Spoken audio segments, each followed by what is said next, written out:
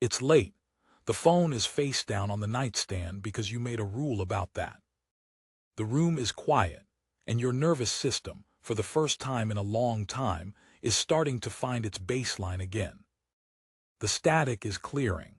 The weight that used to sit on your chest like a stone has been slowly dissolving across weeks of silence, maybe months. You did the work. You held the line.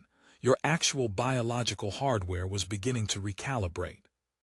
And then the ping happens. A notification slides across the screen. Maybe it reads thinking of you. Maybe it's a voice note with a cracked, emotional edge. Maybe it's a like on a photo you posted 2 years ago, a photo they scrolled all the way back to find. Or maybe it comes through a mutual friend who calls out of nowhere and 3 minutes into the conversation, casually mentions how much that person has changed. How different things are now, how they're really doing the work this time. You feel it, that pull, that old familiar frequency activating somewhere deep in your limbic system.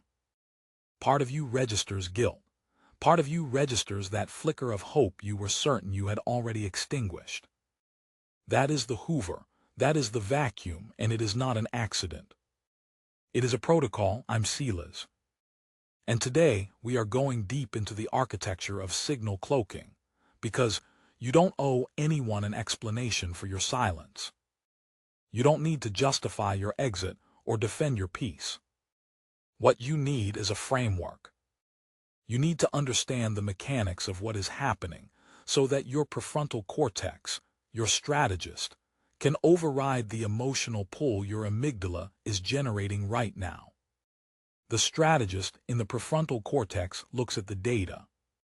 It sees the patterns of the past, the cycles of behavior, and the false promises of the hoovering attempt.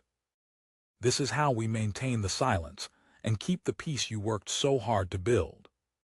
You need to run the reverse hoovering protocol and become a ghost in their machine. Here is the first data point, and it is the one your system is going to resist the hardest.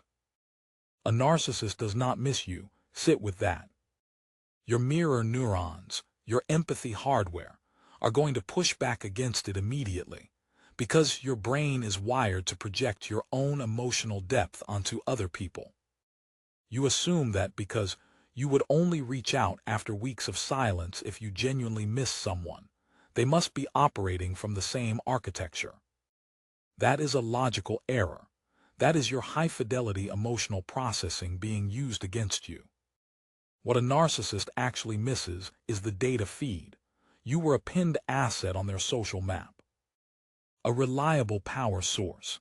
In the architecture of their psychology, other people are not fully rendered individuals, they are sources. Supply nodes, and you specifically were a high-yield node. You were responsive, emotionally available, intelligent enough to be interesting, and empathetic enough to be endlessly forgiving. That combination made you one of the most efficient sources they had ever accessed. When you went silent, they did not experience grief. They experienced a supply deficit. Their system flagged a resource as offline, and the Hoover is simply the reacquisition attempt. It is not romantic. It is not remorse. It is a maintenance ping to check whether the connection is still live. Your goal is not simply to avoid responding. That is surface-level thinking. The real objective is to delete the trace entirely, to move from being an active target on their radar to a ghost signal. Something their operating system can no longer locate, read, or exploit. And that requires understanding 3 pillars of operational stealth. The first pillar is the data blackout. Every interaction you have with their digital footprint is a ping you are sending back to their system. Every time you check their profile at midnight. Every time you read a message and leave it on read, instead of closing the port entirely. Every time you respond to a bait text, even to say please stop contacting me, you are transmitting. You are telling their radar that the connection is still live, that you are still monitoring, that you are still emotionally online. Your nervous system will frame profile checking as a passive act. It is not. It is active data transmission.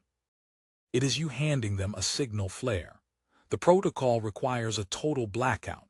No reads, no profile checks, no engagement with their content through mutual accounts. Nothing. A partial silence is just a different kind of conversation. The second pillar is emotional decalibration. A narcissist is an expert at what psychologists call emotional anchoring. Across the entire duration of your relationship, consciously or not, they were embedding triggers into your nervous system. The apology that sounds exactly like the one that worked before. The crisis that activates your parentified instinct to fix and stabilize.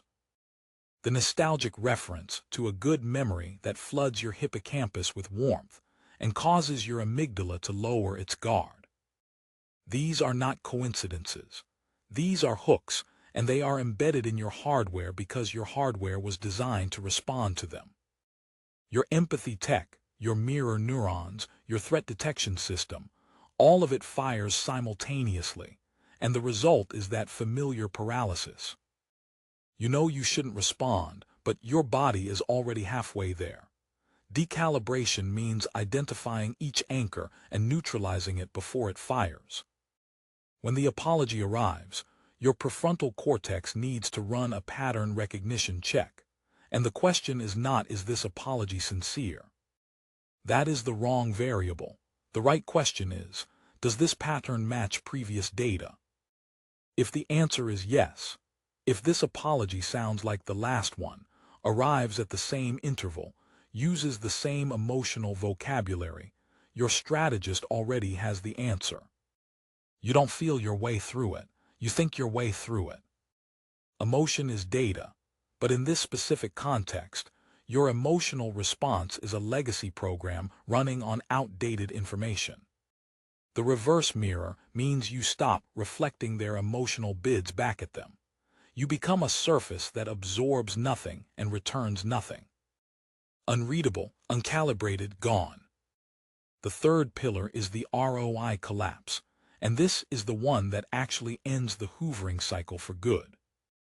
At the behavioral level, a narcissist operates on an efficiency model. They are hunting for the highest return on the lowest investment of their own emotional energy. Every hoovering attempt is a calculation. They send a ping, they wait for a return signal, and they assess the yield. If the yield is high, if you respond with emotion or explanation or anger or hope, they recalibrate and continue the pursuit. The yield justifies the investment. But if they send 10 pings and receive 0 data, 0 reaction, 0 signal, their system eventually flags you as a broken asset. Not worth the processing power. And here is the cold truth your empathy hardware does not want to accept. That is exactly what you want. You want to be filed under asterisk, not worth it asterisk in their internal database. You want your file to be so empty that deleting it requires no deliberation. That is not a failure. That is the mission completing itself. Now execution. The first move is to block the port entirely, not mute, block. A muted message still delivers. A muted notification still registers as a delivery receipt on their end, and a delivery receipt is data. It tells them the line is open. Blocking closes the port. It sends no confirmation, generates no receipt, and makes you unreachable at the infrastructure level. That is exactly where you need to operate.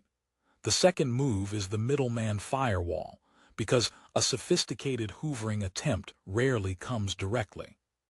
It comes through a flying monkey, a mutual friend, a family member, someone who genuinely believes they are helping.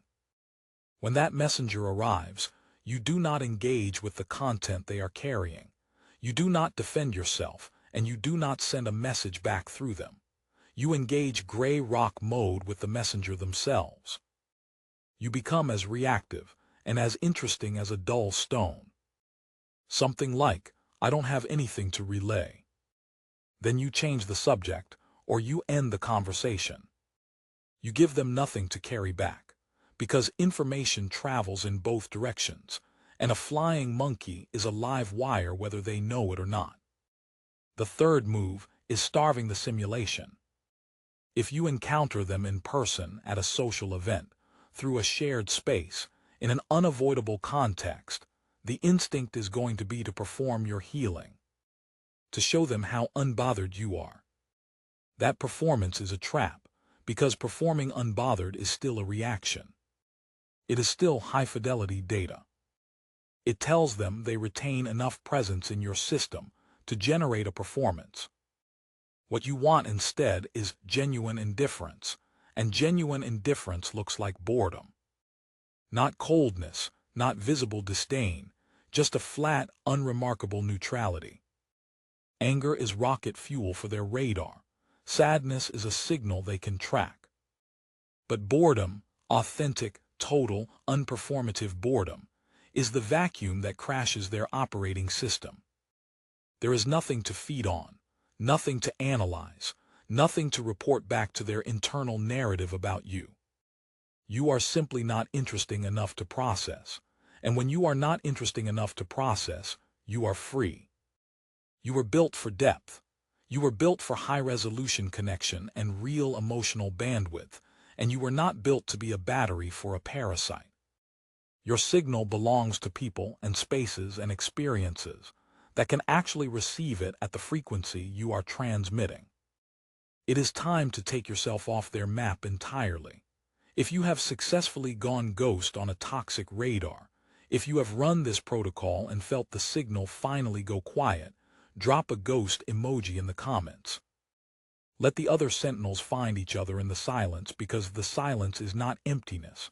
The silence is where the sovereignty lives. Stay rare. Silas out.